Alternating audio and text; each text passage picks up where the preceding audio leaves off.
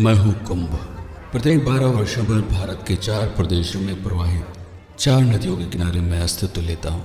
उत्तराखंड हरिद्वार में गंगा, मध्य प्रदेश उज्जैन में शिप्रा, महाराष्ट्र नासिक में गोदावरी एवं उत्तर प्रदेश प्रयागराज में गंगा एवं यमुना का संगम। जब भी मैं लोगों का आह्वान करता हूँ तो हिमालय से लेकर कन्याकुमारी, कच्छ से लेकर अरुणाचल की दूरी इन 4 जगहों पर केंद्रित हो जाती है। आज मैं आपसे संवाद कर रहा हूं क्योंकि जब लोग अंधभक्ति में किसी प्रथा का अनुसरण करने लगे तब आवश्यकता होती है उसका खंडन करके मूल उद्देश्य का स्मरण कराने की। मेरी शरण में आने से ना तो मैं आपके पाप धोता हूं, ना ही आपके लिए स्वर्ग का द्वार खोलता हूं, ना ही आपको यश की प्राप्ति होती है और ना ही कीर्ति की। मेरे अस्तित्व लेने के पीछे जो उद्देश्य है वह है शांति एवं संतुलन। जब जब समाज में जात पात, क्षेत्र, बोली भाषा, वेशभूषा, रूप रंग, उम्र आदि के अंतर से मानव जीवन में क्लेश एवं अव्यवस्था का जन्म होता है, तब मैं लोगों का आह्वान करता हूँ जीवन दायिनी जल में पारस्परिक भेदभावों को भुलाकर सुख एवं प्रेम के साथ एक ही समय, एक ही जगह, एक ही जल में एक साथ स्नान करके उन पंच महाभूत तत्वों का स्मरण करने हेतु जिनसे उनका निर्माण हुआ है, जो इस बात का सूचक है कि आप भारत के किसी भी प्रांत में रहते हो, कोई भाषा बोलते हो, किसी भी ईश्वर के उपासक हो, कुछ भी कार्य करते हो, किंतु आप सभी मूल रूप से एक हैं। आपकी जाति है मनुष्य।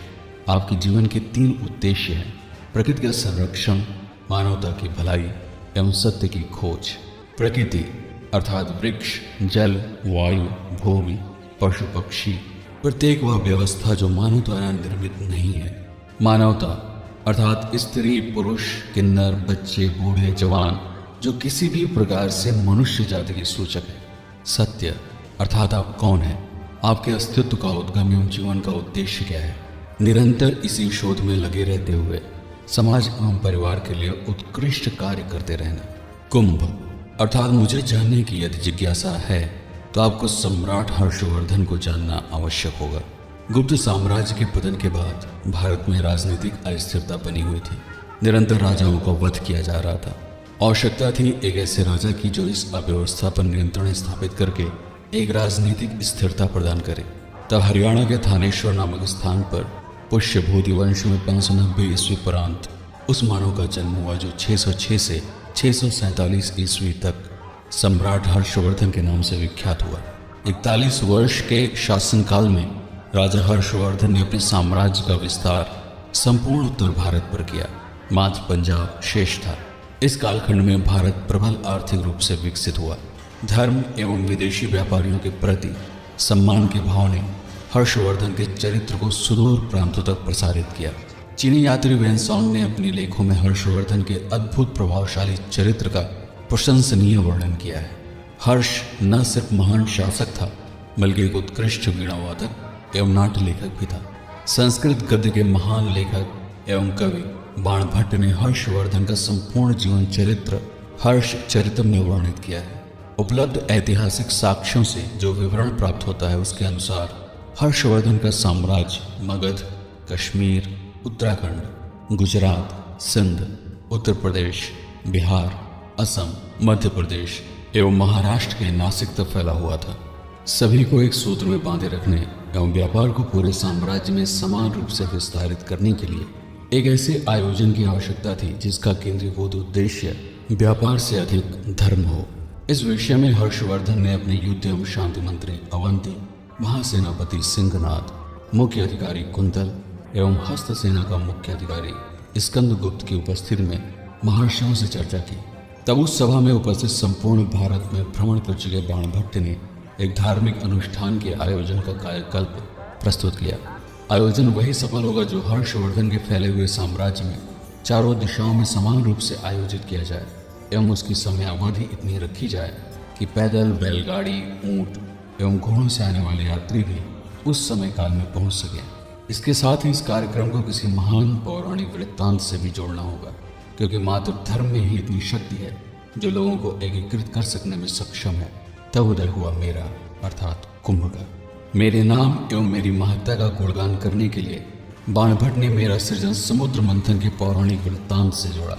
शुक्राचार्य की शक्ति से बलशाली दैत्य राजा बलि के प्रकोप से ग्रसित दुर्वासा ऋषि के श्राप से क्षीण हो चुके देवराज इंद्र ब्रह्मा के साथ भगवान विष्णु के पास पहुंचे। तब समुद्र मंथन की युक्ति सुझाई गई।